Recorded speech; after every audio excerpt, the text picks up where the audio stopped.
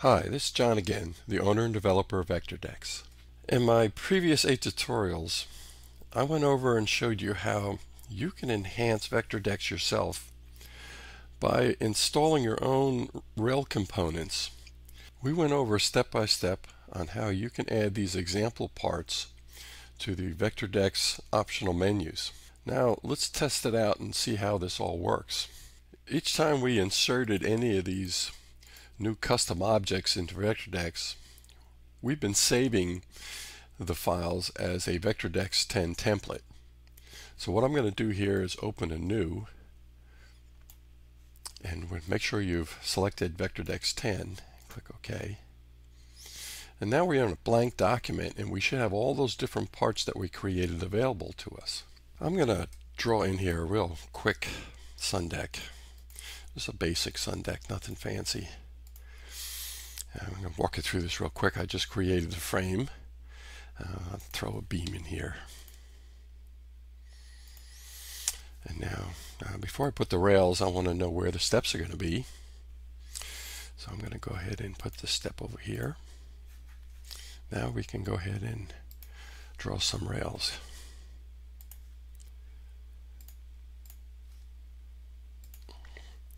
Again, I always emphasize using VectorDecks rails, the rail tool. You want to make sure you're drawing clockwise. So I have a basic deck. Let me even change this step to have a step down to a landing. Make things a little more interesting here. I'll try to even up those steps a little bit. Okay. Alright, now we have the basic deck in here. We have a deck with landing and steps.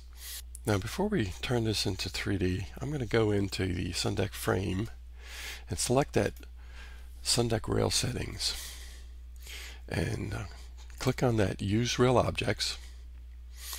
Now we should be able to come in here and see if those new components that we added are there. I see that 2x2 post we added is there, but I'm going to leave the 4x4 selected. This particular rail system is going to fit on a 4x4 post. Now here's the sleeve, and we created that 5x5 sleeve with those fancy little corners. There's that 5x5 post cap, either pyramid or flat. Let's go ahead and select that pyramid, and we should have a 5x5 skirt. Those are the different post components that we created. Now I'm going to go over to those rails. Yep, there's that new rail, top rail we identified as number 2. And then we have the number 2 bottom. And there's the 1.25" 36-inch rail. We're working on a 36-inch rail height. Now, these particular components that we added, particularly this top rail, is very sophisticated. It has curves to it and radiuses. So it's going to take a little while longer to draw and render in the document. But this gives you a good view of what it's going to look like. And in fact, before we get out of here, let's assign it a color. I'm going to keep it white. Now it appears white in this. That's only because Vectorworks renders anything with a non-color white. So let's assign all these a white. Now I'm going to leave the center off for now. We're just going to go in there and see how things look with all these particular components first. Alright, now we're ready to redraw this in 3-dimension. Now like I said, this may take a little while because of the detail involved in that rail system. I'm going to move this to, let's say, right isometric, and zoom in a little closer. Yeah, it's kind of hard to see because it's not rendered. Let me go ahead and render this in OpenGL. That's not all too slow. That was pretty quick. Zoom in a little closer, and you can see how detailed all those different components that we added are. The top rail with all those curves and finishes, even that bottom rail with that little part that sticks up. That's for the 2x2s to rest up against. And because we drew it properly and we entered those rails in that clockwise position, they're where I wanted them to be. I wanted them to be on that inside edge. But this looks all pretty good. Rotate things around.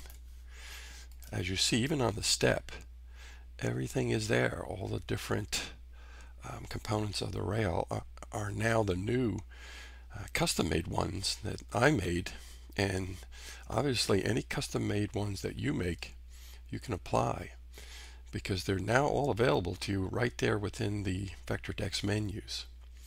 Now let me go back and let's add that center object to this particular rail. So I'm going to go back into that SunDeck Rail Settings button in the Frames Object Information palette. Click on it. We'll go to those rail objects, and I'm going to select that new diamond shape object that we created.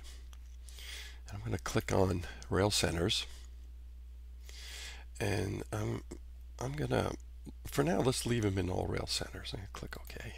Now it's going to have to re-render, but it's going to replace the pickets in the center of all the panels. It's going to remove them and insert that new center object. It's going to calculate it to fit perfectly and space things out.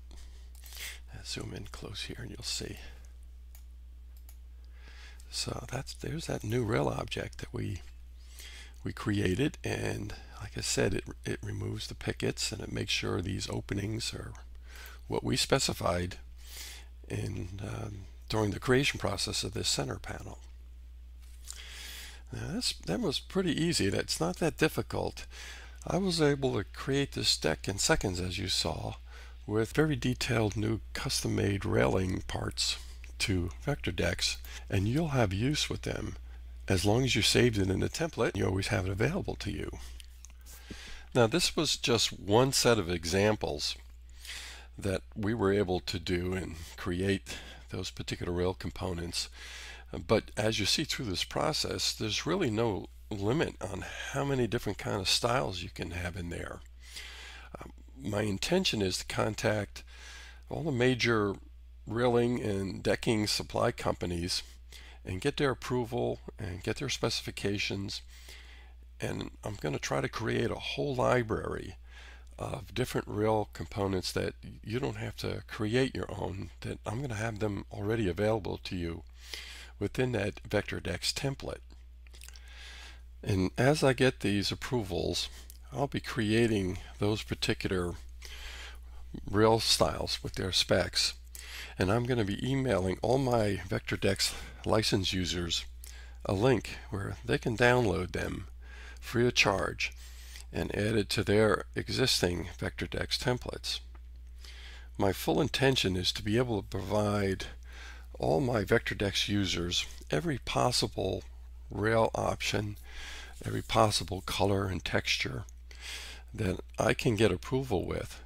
I don't want VectorDecks to ever be restricted to any one particular manufacturer's product lines. I want you and your customers to have access to all the different products that are currently out there and any products that will be coming up in the future. You need to be able to have all the different choices when you're designing your SunDeck and be able to apply those choices as easy and as quick as possible. And as I've shown you through this process, if that particular choice doesn't exist now, it will in the future, or you can add what you create now with VectorDecks.